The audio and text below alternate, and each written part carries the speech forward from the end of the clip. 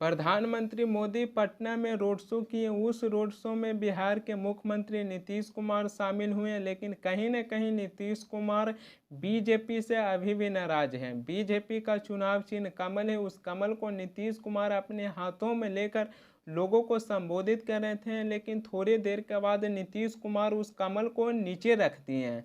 नीतीश कुमार का जो पार्टी जदयू है, उनका चुनाव चिन्ह तीर है, लेकिन मोदी के रोड शो में नीतीश कुमार का चुनाव चिन्ह तीर कहीं नहीं दिखा। लगता है कि नीतीश कुमार को बीजेपी का चुनाव चिन्ह कमल उनको अपने हाथों में लेने के मन नहीं था। भाजपा वालों ने जबरदस्ती नीतीश कुमार के हाथों में कमल धरा दिए, जिसके बाद नीतीश कुमार थोड़ी देर जनता को दिखाए, उसके बाद नीचे रख दिए।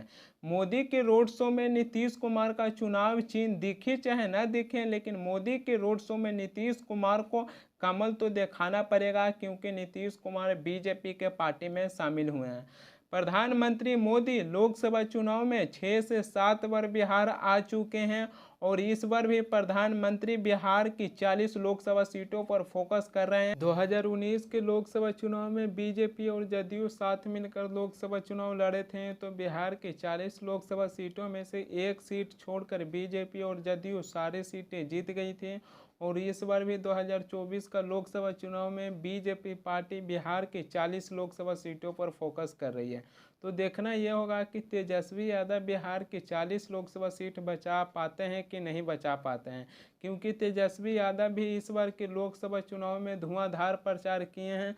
तेजस्वी यादव को प्रचार करते समय उनकी तबीयत खराब हो गया था। डॉक्टर उनको 3 हफ्ते के लिए बेड रेस्ट करने के लिए कहे थे, लेकिन तेजस्वी यादव कहें कि अगर हम 3 हफ्ता बेड रेस्ट करेंगे तब तक तो चुनाव ख़त्म हो जाएगा। तो देखना ये होगा कि जिस तरीक़े से प्रधानमंत्री मोदी पटना में रोड शो किए, उनकी रोड शो में भी काफ़ी मात्रा में भीड़ देखने के लिए मिला। तो देखना ये होगा कि इस बार की लोकसभा चुनाव में तेजस्वी यादव बिहार की 40 लोकसभा सीट बचा पाते हैं कि नहीं बचा पाते हैं। जनता है जो मोदी को रोड शो देखकर वोट देंगे या फिर तेजस्वी को दर्द देखकर वोट देंगे, ये तो अब लोकसभा चुनाव की जब 4 जून को रिजल्ट आएगा तब पता चलेगा।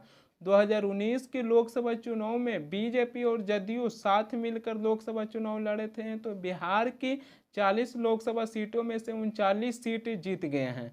और जब भी आरजेडी से नाता तोड़कर नीतीश कुमार बीजेपी में शामिल होते हैं, तो आरजेडी को तगड़ा नुकसान पहुंचाते हैं, क्योंकि 2019 की लोकसभा चुनाव में बिहार की सबसे बड़ी पार्टी आरजेडी एक भी सीट नहीं जीत पाए थे।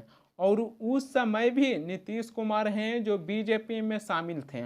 और इस बार भी 2024 का लोकसभा चुनाव आते समय नीतीश कुमार हैं जो आरजेडी से नाता तोड़कर बीजेपी पार्टी में शामिल हो गए हैं। तो इस बार की लोकसभा चुनाव में बिहार की 40 लोकसभा सीट कहीं ना कहीं बीजेपी की ओर जाती हुई दिख रही है, लेकिन देखना यह होगा कि तेजस्वी यादव बिहार की 40 लोकसभा सीट बचा पाते हैं कि नहीं बचा पाते हैं, क्योंकि जिस तरीके से प्रधानमंत्री मोदी बिहार लगभग 6 से 7 बार आ चुके हैं, तो उससे ये भी पता चलता है कि जनता कहीं ना कहीं बीजेपी पार्टी की ओर अपनी ध्यान दे रही। बिहार में तेजस्वी यादव अपनी सरकार नहीं बना पाते हैं, इसके पीछे कभी वजह को जानने की कोशिश किए हैं। तेजस्वी यादव अपने प्रचार में बेरोजगारी, महंगाई, गरीबी को लेकर हमेशा इस मुद्दों को उठाते आते हैं, लेकिन फिर भी कहीं ना कहीं तेजस्वी यादव अपनी सरकार बनाने में चूक जाते हैं।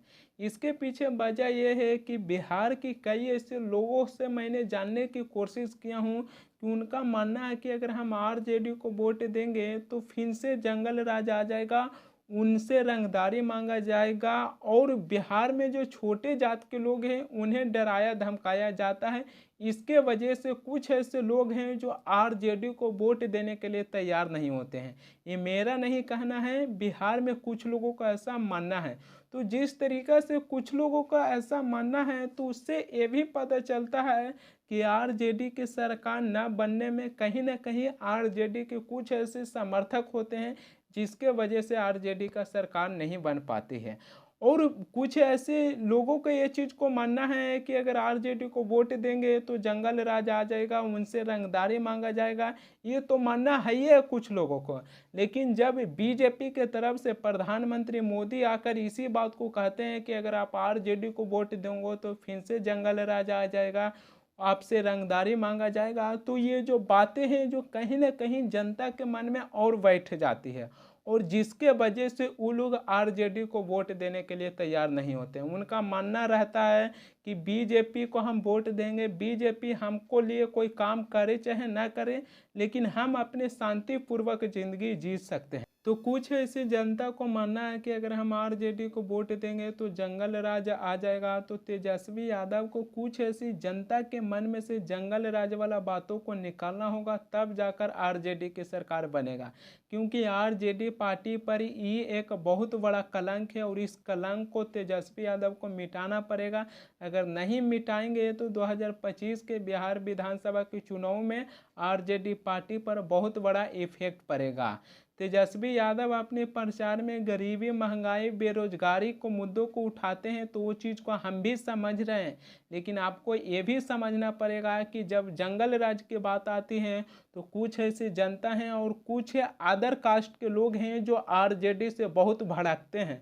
तो आरजेडी को और तेजस्वी यादव को ये चीज़ को भी समझना पड़ेगा कि जिस तरीक़े से गरीबी, बेरोजगारी, महंगाई के मुद्दों को उठा रहे हैं, तो उनके पार्टी पर जो जंगल राज का आरोप लगा है कि अगर आरजेडी को वोट देंगे तो जंगल राज आ जाएगा, तो ये जंगल राज वाला बात भी जनता के मन में से निकालना होगा, तब जाकर आरजेडी की सरकार बन सकती है, ना तो बहुत मुश्किल है। रोहिणी आचार्य हैं जो कह रहे हैं कि हमारी चाचा नीतीश कुमार फिर बदलने का प्रयास कर रहे हैं, लेकिन अब उनके लिए दरवाज़ा बंद हो गया है।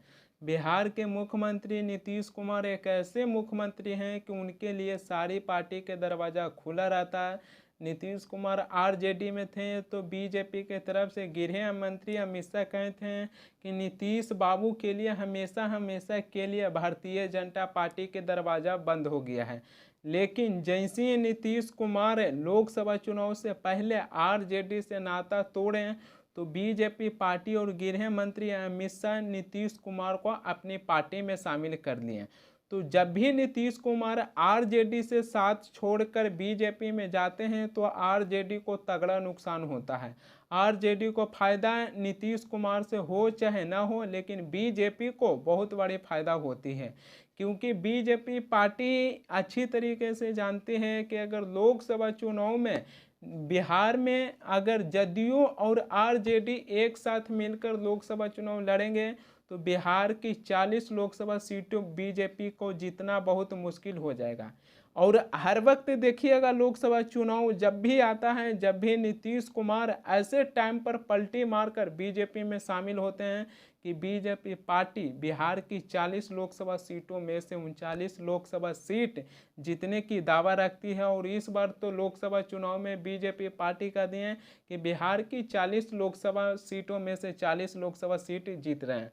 तो नीतीश कुमार की जहां तक पलटी की बात आ जाती है, तो मुझे नहीं लगता कि नीतीश कुमार अभी पलटी मारने वाले हैं, क्योंकि अगर नीतीश कुमार कितनों बीजेपी पार्टी से नाराज होंगे तो बीजेपी पार्टी इतनी जल्दी नीतीश कुमार के साथ नहीं छोड़ेंगे, क्योंकि अभी बीजेपी पार्टी को नीतीश कुमार की साथ की ज़रूरत है। जब तक लोकसभा चुनाव नहीं खत्म हो जाता है, जब तक बिहार के मुख्यमंत्री नीतीश कुमार से बीजेपी पार्टी नाता नहीं तोड़ेंगे, क्योंकि अभी बीजेपी को नीतीश कुमार की ज़रूरत है।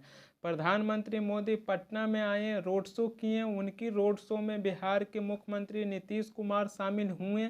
नीतीश कुमार को बीजेपी के चुनाव चिन्ह कमल उनको अपने हाथों में लेने का मन नहीं था, लेकिन बीजेपी वालों ने ज़बरदस्ती उनके हाथों में थमा दिए। कुछ ही देर जनता को दिखाएं, लेकिन फिर नीचे रख दिए।